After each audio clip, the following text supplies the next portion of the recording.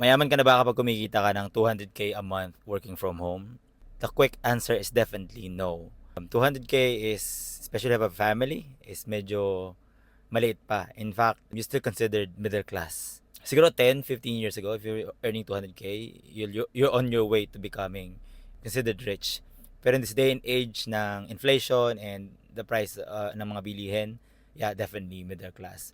But it doesn't mean that you'll take it for granted.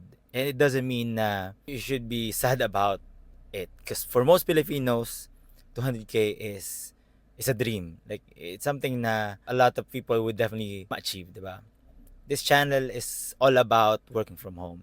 And I think 200K is a sweet spot for us to aim. I don't believe that happiness should be aligned with your financial gain, but let's be real about it. It helps, 'di ba? Na you can provide for your family. And with 200K, pwede ka na makakakuha ng a decent car, a decent house, decent education for your kids, pwede ka na magbakasyon. I don't think it can be considered mayaman, pero does that matter?